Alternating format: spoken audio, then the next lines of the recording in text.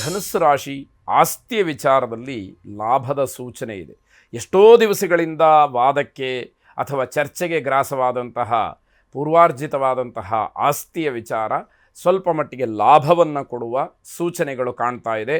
ಏನೋ ಆಸ್ತಿಯ ವಿಚಾರದಲ್ಲಿ ಇದ್ದಂತಹ ಗೊಂದಲಗಳು ಇತ್ಯರ್ಥವಾಗ್ತಾ ಇದೆ ಅನ್ನುವಂತಹ ಸೂಚನೆ. ಯುವಕರು ಯುವತಿಯರು ಭವಿಷ್ಯವನ್ನು ರೂಪಿಸ್ಕೊಳ್ಳೋದಕ್ಕೆ ಬಹಳ ಸುಲಭವಾದಂತಹ ಬಹಳ ಉತ್ತಮವಾದಂತಹ ದಿವಸ ಇದು ಅಂತ ಹೇಳಬೇಕು. ಅದಕ್ಕೋಸ್ಕರವಾಗಿ ಪಡ್ತಕ್ಕಂತಹ ಶ್ರಮ ಏನಿದೆ ಅದು ಫಲವನ್ನು ನೀಡುವಂಥದ್ದಾಗುತ್ತೆ. ವಿಚಾರ ವಿನಿಮಯದಿಂದ ಬಹಳ ಸಮಾಧಾನವಾಗುತ್ತೆ. ಯಾವುದೋ ವಿಷಯಗಳು ನಿಮಗೆ ಗೊತ್ತಿರೋದಿಲ್ಲ ಅಥವಾ ನೀವು ಹೇಳಬೇಕಾದಂತಹ ಒಂದಷ್ಟು ವಿಚಾರಗಳಿರುತ್ತೆ. ಇದನ್ನು ಪರಸ್ಪರವಾಗಿ ಸ್ನೇಹಿತರ ಮಧ್ಯನೋ ಬಂಧುಗಳ ಮಧ್ಯನೋ ಅಧಿಕಾರಿಗಳ ಮಧ್ಯನೋ ವಿನಿಮಯ ಮಾಡಿಕೊಂಡಾಗ ಒಂದಷ್ಟು ವಿಚಾರಗಳು ಒಂದಷ್ಟು ಗೊಂದಲಗಳು ನಿಮಗೆ ಪರಿಪೂರ್ಣವಾದಂತಹ ಮಾಹಿತಿಯನ್ನು ಕೊಡ್ತಕ್ಕಂಥದ್ದಾಗುತ್ತೆ. ತಾಳ್ಮೆ ಇದ್ದರೆ ಬಹಳ ಶುಭವಾಗುತ್ತೆ. ತಾಳ್ಮೆ ಅಂತಂದರೆ ಸಿಟ್ಟಿಗೇಳಬೇಕು ಅಂತಲೇ ಅರ್ಥ ಅಲ್ಲ, ಅಥವಾ ಯಾವುದೇ ಕೆಲಸದ ಬಗ್ಗೆ ಬೇಜವಾಬ್ದಾರಿಯನ್ನು ತೋರಿಸುವಂಥದ್ದು ಅಂತ ಮಾತ್ರ ಅಲ್ಲ. ಎಲ್ಲ ಕಡೆಯಲ್ಲೂ ಕೂಡ ವಿವೇಕ ಅನ್ನುವಂಥದ್ದು ಕೆಲಸ ಮಾಡಬೇಕು. ನಿಧಾನಕ್ಕೆ ಹೆಚ್ಚಿನ ಪ್ರಾಧಾನ್ಯತೆಯನ್ನು ಕೊಡಬೇಕು. ಕೆಲಸವನ್ನು ಯೋಚಿಸಿ ಮಾಡಬೇಕಾದಂಥದ್ದು, ಮಾತುಗಳನ್ನು ಯೋಚನೆ ಮಾಡಿ ಮಾತಾಡಬೇಕಾದಂಥದ್ದು ಮುಖ್ಯವಾಗುತ್ತೆ. ನಿಮ್ಮ ನಿರೀಕ್ಷಿತ ಫಲಿತಾಂಶ ಇವತ್ತು ಸಿಕ್ಕೋದ್ರಲ್ಲಿ ಒಂದಷ್ಟು ಅನುಮಾನಗಳು ದೂರ ಆಗುವಂಥದ್ದು. ಸಮಯದ ಸದುಪಯೋಗ ಆಗಬೇಕು. ಯಾಕೆ ಅಂತಂದರೆ ಕಾಲ ಒಂದು ಸಾರಿ ಕಳೆದು ಹೋಯಿತು ಅಂತ ಆದರೆ ಮತ್ತೆ ಯಾವ ಕಾರಣಕ್ಕೂ ಕೂಡ ಅದು ಸಿಕ್ಕದೇ ಇರತಕ್ಕಂಥದ್ದು. ಇಡೀ ಜಗತ್ತನ್ನೇ ನುಂಗುವಂತಹ ಶಕ್ತಿ ಇರುವಂಥದ್ದು ಕಾಲಕ್ಕೆ ಮಾತ್ರ. ಹಾಗಾಗಿ ಕಾಲೋ ಜಗದ್ಭಕ್ಷಕಃ ಎಂಬುದಾಗಿ ಹೇಳುತ್ತಾರೆ. ಸಮಯಕ್ಕೆ ಆದ್ಯತೆಯನ್ನು ನೀಡಬೇಕು. ಸಮಯ ಪ್ರಜ್ಞೆ ಬಹಳ ಮುಖ್ಯವಾಗುತ್ತೆ ಅಂತಕ್ಕಂಥದ್ದು. ಗುರು ದತ್ತಾತ್ರೇಯರನ್ನು ಪ್ರಾರ್ಥನೆ ಮಾಡಿ ಆ ಸದ್ಗುರುಗಳ ಅನುಗ್ರಹ ಕೃಪಾಶಿಷ ನಿಮ್ಮ ಮೇಲಿರಲಿ.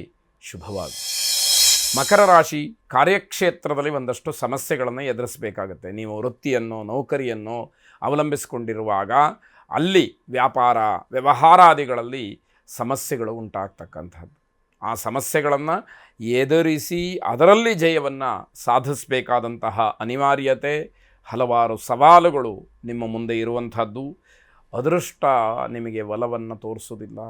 ಅಂದರೆ ಇದರ ಅರ್ಥ ಭಗವದ್ ಅನುಗ್ರಹ ನಿಮ್ಮ ಪ್ರಯತ್ನ ಏನೇ ಇದ್ದರೂ ಕೂಡ ಅದೃಷ್ಟ ಇಲ್ಲ ಅಂತಾದಾಗ ಪಕ್ಕದವರಿಗೆ ಒಳ್ಳೆಯದಾಗ್ತಾ ಇದೆ, ನನಗೇನೂ ಆಗ್ತಾ ಇಲ್ಲ, ಅವರೂ ನನ್ನ ಜೊತೆಯಲ್ಲೇ ಇರುವಂಥವರು ಅನ್ನುವಂತಹ ಪ್ರಶ್ನೆಗಳೆಲ್ಲ ನಿಮಗೆ ಅನುಮಾನವಾಗಿ ಕಾಡುವಂಥದ್ದಾಗುತ್ತೆ.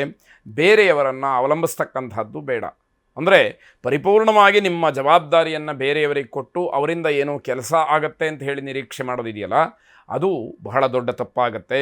ಪ್ರತಿ ಕೆಲಸಕ್ಕೂ ಕೂಡ ಸಮಯವನ್ನು ನಿಗದಿ ಮಾಡಿಕೊಳ್ಬೇಕು. ಆಯಾ ಸಮಯದಲ್ಲಿ ಆ ಕೆಲಸವನ್ನು ಪೂರ್ಣ ಮಾಡುವಂಥದ್ದಿದ್ದರೆ ಮಾತ್ರ ಒಂದಷ್ಟು ಅನುಕೂಲತೆಗಳಿದೆ. ಮಕ್ಕಳಿಗೆ ಸರಿಯಾದಂತಹ ತಿಳುವಳಿಕೆಯನ್ನು ಹೇಳಬೇಕು.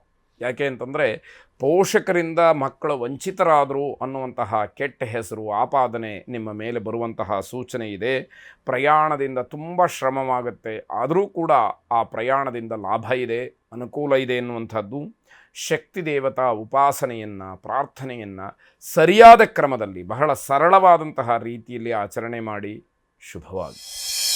ಕುಂಭರಾಶಿ ವ್ಯಾಪಾರಸ್ಥರಿಗೆ ಅಧಿಕವಾದಂತಹ ಲಾಭವನ್ನು ನೋಡಲಿಕ್ಕೆ ಅವಕಾಶಗಳಿದೆ. ಆದರೆ ನಿಮ್ಮದೇ ಆದಂತಹ ಕೆಲವು ಕೆಟ್ಟ ನಿರ್ಧಾರಗಳಿಂದ ಬರುವಂತಹ ಲಾಭವನ್ನು ಕೂಡ ಕಳ್ಕೊಳ್ಬೇಕಾಗತ್ತೆ. ಕೌಟುಂಬಿಕವಾದಂತಹ ವಿಚಾರದಲ್ಲಿ ಸ್ವಲ್ಪ ಮಟ್ಟಿಗೆ ಸಮಾಧಾನ ಇದೆ, ತೃಪ್ತಿ ಇದೆ ಅಂತ ಹೇಳಬಹುದು. ಕುಟುಂಬದಲ್ಲಿ ಇದ್ದಂತಹ ಕಿರಿಕಿರಿ ಏನಿದೆ ಅದು ನಿಧಾನವಾಗಿ ದೂರವಾಗ್ತಕ್ಕಂತಹ ಸೂಚನೆಗಳು ಕಾಣ್ತಾ ಇದೆ. ಸಾಂಸಾರಿಕವಾಗಿ ಹಲವಾರು ಶುಭ ಸಂದರ್ಭಗಳನ್ನು ನೋಡುವಂತಹ ವ್ಯವಸ್ಥೆ, ಮನೆಯಲ್ಲಿ ಏನೋ ಶುಭ ಕಾರ್ಯ ಆಗುವಂಥದ್ದು ಅಥವಾ ಯಾವುದೋ ಒಂದು ಗಟ್ಟಿ ನಿರ್ಧಾರವನ್ನು ಮಾಡುವಂಥದ್ದು, ಮನೆಗೆ ಮಕ್ಕಳಿಗೆ ಭವಿಷ್ಯಕ್ಕೆ ಬೇಕಾದಂತಹ ಸರಿಯಾದಂತಹ ಒಂದು ವ್ಯವಸ್ಥೆಯನ್ನು ಮಾಡಿಕೊಳ್ತಕ್ಕಂಥದ್ದು, ಇದೆಲ್ಲವುದರಿಂದ ಮನಸ್ಸಿಗೆ ಸಮಾಧಾನ. ಹಿರಿಯರ ಮಾರ್ಗದರ್ಶನವನ್ನು ಪಡ್ಕೊಂಡ್ರೆ ನಿಮಗೆ ಲಾಭವಾಗುತ್ತೆ. ಅವರ ಮನಸ್ಸನ್ನು ಗೆದ್ದರೆ ನಿಮಗೆ ಅವರಿಂದ ಅನುಕೂಲವಾಗ್ತಕ್ಕಂಥದ್ದಿದೆ. ನಿಮ್ಮ ಅನುಭವಕ್ಕೆ ತಕ್ಕ ಬೆಲೆ ಸಿಕ್ಕುವಂಥದ್ದು. ಹಿಂದೆ ಹಲವಾರು ಕೆಲಸಗಳನ್ನು ಮಾಡಿ ಯಾವುದೋ ಒಂದಷ್ಟು ಅನುಭವಗಳನ್ನು ಪಡ್ಕೊಂಡಿರ್ತೀರಿ. ಆ ಅನುಭವ ನಿಮಗೆ ಲಾಭವನ್ನು ತಂದುಕೊಡುತ್ತೆ. ಅದೇ ಅನುಭವದಿಂದಲೇ ನಿಮಗೊಂದಷ್ಟು ಕೆಲಸಗಳು ಆಗುವಂಥದ್ದಿದೆ. ಮಾನಸಿಕವಾದಂತಹ ನೆಮ್ಮದಿಗೋಸ್ಕರವಾಗಿ ಪ್ರಯತ್ನ ಮಾಡ್ತೀರಿ. ಇಷ್ಟೆಲ್ಲ ಹೋರಾಟ ಮಾಡ್ತಾ ಇದ್ದೀನಿ, ನನಗೊಂದಷ್ಟು ನೆಮ್ಮದಿ ಬೇಕು ಅನ್ನುವಂಥದ್ದು ನಿಮ್ಮ ಪ್ರಯತ್ನವಾಗಿರುತ್ತೆ. ಆಂಜನೇಯ ಸ್ವಾಮಿಯನ್ನು ವಿಶೇಷವಾಗಿ ಪ್ರಾರ್ಥನೆ ಮಾಡಿ. ಶುಭವಾಗಿ.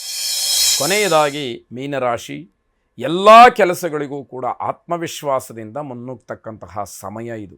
ಆತ್ಮವಿಶ್ವಾಸವೇ ನಿಮಗೆ ಎಲ್ಲವನ್ನೂ ಕೂಡ ತಂದು ಕೊಡ್ತಕ್ಕಂಥದ್ದಾಗತ್ತೆ. ಮನೆಯ ದುರಸ್ತಿ ಅಥವಾ ಮನೆಯನ್ನು ಬದಲಾವಣೆ ಮಾಡಬೇಕು ಅನ್ನುವಂತಹ ವಿಚಾರದಲ್ಲಿ ಚರ್ಚೆಯನ್ನು ಮಾಡ್ತೀರಿ. ಎಲ್ಲವೂ ಕೂಡ ನೀವು ಅಂದುಕೊಂಡಂತಹ ರೀತಿಯಲ್ಲಿ ಆಗುವಂತಹ ದಿವಸ ಇದು. ಅಂದರೆ ಈ ದಿವಸವೇ ಎಲ್ಲ ಕೆಲಸಗಳು ಮುಗಿದು ಬಿಡುತ್ತೆ ಅನ್ನುವಂತಹ ಅರ್ಥ ಅಲ್ಲ. ಯಾವ ಕೆಲಸಕ್ಕೆ ನೀವು ಸಂಕಲ್ಪ ಮಾಡ್ತೀರೋ, ಯೋಜನೆಗಳನ್ನು ಹಾಕ್ಕೊಳ್ತೀರೋ, ಆ ಕೆಲಸ ಪ್ರಾರಂಭವಾಗುವಂತಹ ಗಟ್ಟಿಯಾದಂತಹ ಸೂಚನೆ ನಿಮಗೆ ಸಿಕ್ಕುವಂಥದ್ದಾಗುತ್ತೆ. ವಿಶೇಷವಾದಂತಹ ಯೋಜನೆಗಳಿಂದ ಸಂತೋಷ ಪಡ್ತೀರಿ. ನಾನು ಈ ಕೆಲಸ ಮಾಡಬೇಕು ಅಂತ ಹೇಳಿ ಅಂದುಕೊಂಡಿದ್ದೀನಿ, ಈ ಕೆಲಸಕ್ಕೆ ನಾನು ಮುಂದಾಗ್ತಾ ಇದ್ದೀನಿ ಅನ್ನುವಂಥದ್ದೇ ನಿಮಗೆ ಖುಷಿಯನ್ನು ಕೊಡ್ತಕ್ಕಂಥದ್ದಾಗತ್ತೆ. ಹಳೆಯ ಸ್ನೇಹಿತರ ಮಾತು, ಅವರ ಭೇಟಿ ಇವೆಲ್ಲವೂ ಕೂಡ ಸಂತೋಷಕ್ಕೆ ಕಾರಣವಾಗುತ್ತೆ. ಮಂಗಳ ಕಾರ್ಯ ವಿಚಾರಗಳನ್ನು ಪ್ರಸ್ತಾಪ ಮಾಡಬಹುದು. ಯಾವುದೋ ಶುಭ ಕೆಲಸಗಳನ್ನು ನಡೆಸಬೇಕು ಅಂತ ಹೇಳಿ ಆ ವಿಚಾರವನ್ನು ಚರ್ಚೆಗೆ ತರ್ತೀರಿ. ಚಂಡಿಕಾ ಪರಮೇಶ್ವರಿಯನ್ನು ವಿಶೇಷವಾಗಿ ಪ್ರಾರ್ಥನೆ ಮಾಡಿ ನಿಮಗಿರತಕ್ಕಂತಹ ಗೊಂದಲಗಳು ಅಥವಾ ನಿಮ್ಮ ಸಂಕಲ್ಪಗಳು ಎಲ್ಲವೂ ಕೂಡ ಸರಿಯಾಗುವಂತಹ ರೀತಿಯಲ್ಲಿ ದೇವಿಯ ಅನುಗ್ರಹವಾಗಲಿ. ಶುಭವಾಗಲಿ.